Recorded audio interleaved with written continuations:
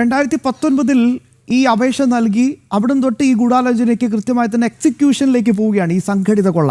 ആ സമയത്ത് ഈ പറയുന്ന ദ്വാരപാലക ശില്പങ്ങൾ പാളികളൊക്കെ കൊണ്ടുപോവുകയാണ്. ഇതിങ്ങനെ ഒരു സൗത്ത് ഇന്ത്യൻ ടൂർ നടക്കുകയാണ്.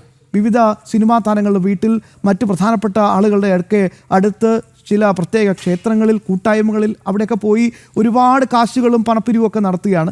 എന്നിട്ട് ചെന്നൈയിലെത്തുന്നു. സ്മാർട്ട് ക്രിയേഷൻസിൽ ഇതൊക്കെ കഴിഞ്ഞ് അവിടെയും രേഖകളിൽ ഒരുപാട് ക്രമക്കേട്. അത് കഴിഞ്ഞ് തിരിച്ച് എത്തിക്കുന്നത് 49 ദിവസം കഴിഞ്ഞ്.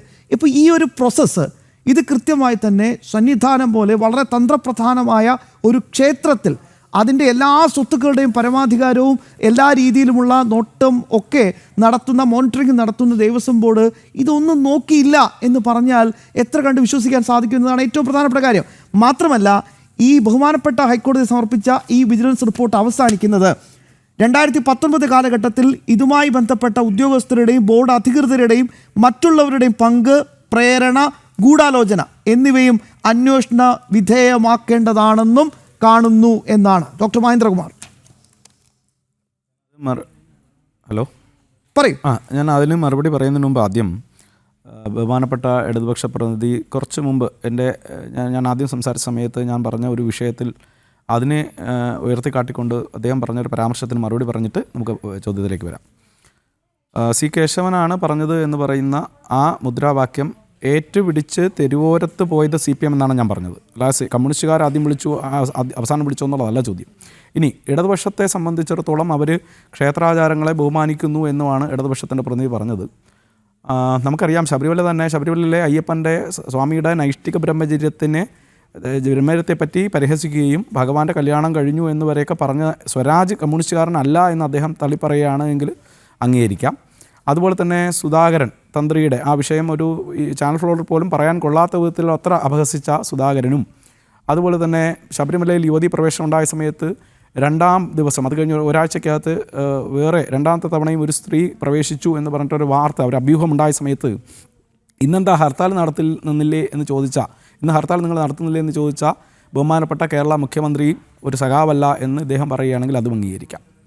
പിന്നെ കമ്മ്യൂണിസ്റ്റുകാർ ഒരിക്കലും ഹിന്ദു വിശ്വാസങ്ങൾക്കെതിരെ മുദ്രാവാക്യം വിളിച്ചില്ല എന്ന് പറയുന്നത് ഒരിക്കലും സാമാന്യബോധമുള്ള ഒരു ജനങ്ങളും അംഗീകരിക്കില്ല. നായ പാത്തിയ കല്ലിൽ ചന്ദനം പൂശിയ കേളപ്പ എന്ന് പറഞ്ഞ് തെരുവോരങ്ങളിൽ വിളിച്ചു നടന്നത് അന്നത്തെ സഖാക്കളാണ് എന്നുള്ളത് ചരിത്രം രേഖപ്പെടുത്തിയ വിഷയമാണ്. ഇനി വിഷയത്തിലേക്ക് വരാം. BJP കേന്ദ്ര സംവിധാനങ്ങളോട് ഇപ്പോൾ ഗവർണർ ഉൾപ്പെടെ നമ്മൾ നിവേദനം കൊടുത്തു. അതുപോലെ തന്നെ CBI അന്വേഷണം ആവശ്യപ്പെടുകയാണ്. അങ്ങനെ ആവശ്യപ്പെടുന്നതിന് പ്രത്യേകിച്ച് ചില കാരണങ്ങളുണ്ട്. കാരണം കഴിഞ്ഞ 30 വർഷത്തെ വിഷയങ്ങൾ അന്വേഷിക്കണമെന്നാണ് പറഞ്ഞത്. കേവലം ഈ സ്വർണ്ണപ്പാളിയിൽ ഇത് ഒതുക്കാൻ വേണ്ടിയുള്ള ബോധപൂർവമായ ശ്രമത്തിനെതിരെയാണ് നമ്മുടെ പാർട്ടി പ്രവർത്തിക്കുന്നത്. ഇതിൻ്റെ കാരണം നേരത്തെ പറഞ്ഞല്ലോ, അദ്ദേഹം ഒരു ചീഫ് വിജിലൻസ് ഓഫീസറായിരുന്ന റിട്ടയർ ആയ ആൾ എന്തുകൊണ്ട് ആ സമയത്ത് പറഞ്ഞില്ല, ഇപ്പോൾ പറയുന്നു എന്നൊരു ചോദ്യം അദ്ദേഹം ഉന്നയിച്ചു. അദ്ദേഹം ബഹുമാനപ്പെട്ട കേരള ഹൈക്കോടതിയിൽ ഈ പറഞ്ഞ റിപ്പോർട്ടുകളെല്ലാം കൊടുത്തതാണ്. അതിന്മേൽ സർക്കാരിന് നടപടിയെടുക്കാൻ വേണ്ടി ബഹുമാനപ്പെട്ട കോടതി കൊടുത്ത നിർദ്ദേശങ്ങൾ പാലിക്കപ്പെട്ടിട്ടില്ല. ഇപ്പോൾ എത്രയോ തവണ ഞാൻ തന്നെ കക്ഷിയായിട്ടുള്ള ചില കേസുകളിൽ ഗുരുവായൂർ ദേവസ്വവുമായി ബന്ധപ്പെട്ട് ഓഡിറ്റ് പൂർത്തീകരിക്കണമെന്ന് 3-4 തവണ ബഹുമാനപ്പെട്ട കേരള ഹൈക്കോടതി ദേവസ്വം വെച്ച് ഉത്തരവിട്ടിട്ടുണ്ട്. അതൊന്നും സർക്കാർ ഇതുവരെയും ചെയ്തിട്ടില്ലല്ലോ. അപ്പോൾ കോടതിയെ സംബന്ധിച്ചിടത്തോളം കോടതിക്കും ഒരു പരിധിയുണ്ട്. ചില വിഷയങ്ങൾ അത് താഴെ തട്ടിൽ നടപ്പിലാക്കുന്നതിൻ്റെ ഉത്തരവാദിത്വം സർക്കാരിനും ബോർഡും തന്നെയാണ്. അത് ചെയ്യാതിരുന്നിട്ട് മറ്റെന്തെങ്കിലും ന്യായം പറഞ്ഞ് വെള്ളപൂശുന്നതിൽ അർത്ഥമൊന്നുമില്ല. ഇനി ഈ 30 വർഷത്തെ അന്വേഷണം എന്ന് പറയുന്നിടത്ത് വേറെയും ചില ഘടകങ്ങൾ ഉണ്ടെന്ന് പറഞ്ഞു. അതിൽ ഒരു 1-2 ഉദാഹരണം പറയാം. ഇപ്പോൾ ഒരു 1.5 പതിറ്റാണ്ട് മുമ്പ് ശബരിമലയിൽ ഒരു സാധാരണ ക്ലർക്കായി ജോലി ചെയ്ത, അന്നത്തെ ശമ്പളം നോക്കിയാലും ഒരു സീനിയർ ക്ലർക്കിനായാലും 40,000 രൂപയ്ക്ക് താഴെ മാത്രം ശമ്പളമുള്ള ഒരാൾ തിരുവനന്തപുരം സിറ്റിയിൽ കണ്ണായ സ്ഥലത്ത് സെൻറ്റിന് 45 ലക്ഷം മൂല്യമുള്ള 15 സെൻറ്റ് വസ്തു വാങ്ങിയിട്ടുണ്ട് എന്ന് ചീഫ് വിജിലൻസ് ഓഫീസറായിരുന്ന ആളുടെ മൊഴിയുണ്ട്. ആലോചിച്ച് നോക്കുക, 6.25 കോടി രജിസ്ട്രേഷൻ ഉൾപ്പെടെ എല്ലാം കൂടി ചിലവ് 7 കോടിയോളം രൂപയ്ക്ക് ഒരു ഭൂമി ഒരാൾ രജിസ്റ്റർ ചെയ്തത് 15 വർഷം മുമ്പാണ്. ഇന്ന് ആ ഭൂമിയുടെ മൂല്യം എത്ര ഉണ്ടാവും? അപ്പോൾ 10-15 വർഷത്തിന് മുമ്പ് ശബരിമലയിൽ ഉദ്യോഗസ്ഥനായിരുന്ന ഒരാൾക്ക് ഒരു ഉദ്യോഗസ്ഥന് ഇത്രയും വെട്ടിക്കാൻ പറ്റുമെങ്കിൽ അന്നത്തെ ധനലക്ഷ്മി ബാങ്കിൽ ജോലി ചെയ്തവരും ദേവസ്വം ബോർഡ് ഉദ്യോഗസ്ഥരുമടക്കം എല്ലാവരും ഓരോരുത്തരുടെയും പിന്നാലെ പോയി അത് അന്വേഷിച്ച് അത് കണ്ടെത്തിയാൽ എത്ര ശതകോടികൾ, എത്ര 1000 കോടി, സഹസ്രകോടികൾ അവിടെ നിന്ന് പോയിട്ടുണ്ടാവും. അപ്പോൾ ഇതൊക്കെ അന്വേഷിക്കണമെങ്കിൽ വിശ്വാസ്യതയുള്ള ഒരു ഏജൻസി വന്നേ പറ്റൂ. കേരളത്തെ സംബന്ധിച്ചിടത്തോളം കേരളത്തിനകത്തുള്ള ഏജൻസികളെ അത്ര കണ്ട് വിശ്വസിക്കാൻ പറ്റില്ല എന്നുള്ളത് മുൻകാല അനുഭവങ്ങൾ നമ്മുടെ മുമ്പിൽ ഉണ്ട്. ഇനി ഇതൊരു ഇൻഡസ്ട്രിയൽ വിഷയമാണ്. ഇതിവിടെ സംഭവിക്കുന്നതെല്ലാം എവിടെയാണ്? ചെന്നൈയിലാണ് ഹൈദരാബാദിലാണ്, ബാംഗ്ലൂരിലാണ്. അപ്പോൾ ഇങ്ങനെയുള്ള പല സംസ്ഥാനങ്ങളുമായി ബന്ധപ്പെട്ട് കിടക്കുന്നതായതുകൊണ്ട് തന്നെ ഒരു നാഷണൽ ഏജൻസി അന്വേഷിക്കണം എന്നുള്ള ആവശ്യത്തിന് വളരെയേറെ പ്രസക്തിയുണ്ട്. അപ്പോൾ ഈ അന്വേഷണം അങ്ങനെ വരുമ്പോൾ ശ്രദ്ധിക്കേണ്ടത് കേവലം ശബരിമലയിലല്ല ഈ അന്വേഷണം നടത്തേണ്ടത്, തിരുവിതാംകൂർ ദേവസ്വം ബോർഡിൻ്റെ ആസ്ഥാനത്താണ് നടക്കേണ്ടത്. ഇപ്പോൾ എനിക്ക് കിട്ടിയ ഒരു ചില സ്രോതസ്സുകളിൽ നിന്ന് മനസ്സിലായത്, അത്രയും വിശ്വസനീയമായ കേന്ദ്രങ്ങളിൽ നിന്ന് കിട്ടിയ ഒരു വിവരം എന്തെന്ന് വെച്ച് കഴിഞ്ഞാൽ, തിരുവിതാംകൂർ ദേവസ്വം ബോർഡ് ആസ്ഥാനത്ത് തകൃതിയായിട്ടുള്ള ചില ഫയൽ മാറ്റങ്ങൾ നടക്കുന്നു എന്നാണ്. ഫയലുകൾ, അതായത് ഓഫീസ് അറ്റൻഡർമാർ തെക്ക് വടക്ക് ഓടുകയാണ്. അവരെല്ലാം ഡിജിറ്റലൈസ് ചെയ്യുന്ന അവിടെ ഒരു സെക്ഷനുണ്ട്. ആ സെക്ഷനിലേക്ക് ഫയൽ കൊണ്ട് അടുക്കി വയ്ക്കുകയാണ്, പൊടി തട്ടി അടുക്കി വയ്ക്കുകയാണ്.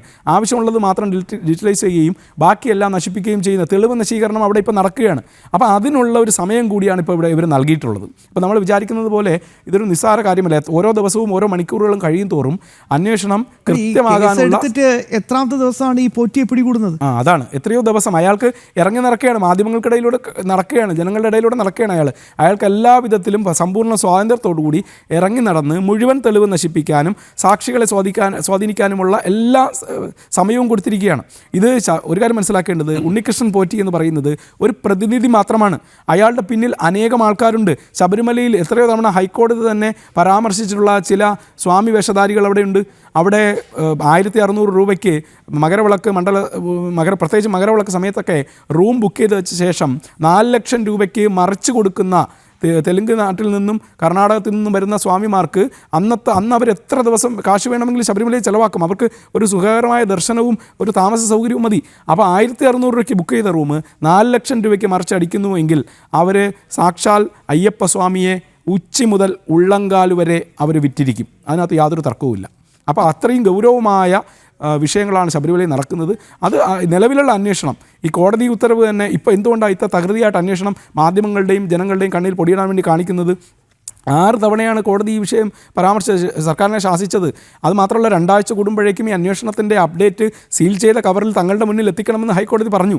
അപ്പോൾ ഹൈക്കോടതിയുടെ ആ ഒരു ശുഷ്കാന്തി അല്ലെങ്കിൽ ആ ഒരു തീവ്ര നിലപാട് കണ്ടിട്ട് ഭയന്നിട്ട് ഈ ഒരു തൽക്കാലത്തേക്ക്, പ്രത്യേകിച്ചും സീസൺ വരികയാണ്, അതിനു മുമ്പ് ജനങ്ങളുടെയും കൂടെ ഒന്ന് കണ്ണിൽ പൊടിയിടാൻ വേണ്ടിയിട്ട് മാത്രമാണ് ഇത് കാണിക്കുന്നത്.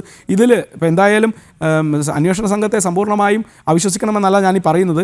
ബഹുമാനപ്പെട്ട കേരള ഹൈക്കോടതി ഹാൻഡ് പിക്ക് ചെയ്തെടുത്ത ഉദ്യോഗസ്ഥരാണ് ഇതിനകത്തുള്ളത് എന്നുള്ളത് കൊണ്ട് എന്തെങ്കിലുമൊക്കെ ചിലത് വന്നേക്കാം എന്ന് മാത്രമേ നമുക്ക് അതിൽ പ്രതീക്ഷിക്കാനുള്ളൂ. എങ്കിലും സംസ്ഥാന സർക്കാരിൻ്റെ കീഴിലുള്ള ഒരു ഏജൻസി അന്വേഷിച്ചാൽ അത് അത്രയേ ഉള്ളൂ എന്നത് നാട്ടുകാർക്ക് സ്വാഭാവികമായും ബോധ്യമുള്ളൊരു കാര്യമാണ്. അല്ല, എനിക്ക് അവിടെ ഒരു സംശയമുണ്ട്. കാരണം ഈ അന്വേഷണ സംഘം കൊടുക്കുന്ന തെളിവുകളും നിരീക്ഷണങ്ങളും അതിൻ്റെ അടിസ്ഥാനത്തിലായിരിക്കില്ലേ ബഹുമാനപ്പെട്ട കോടതി ഒരു നിഗമനത്തിലേക്ക് എത്തുക?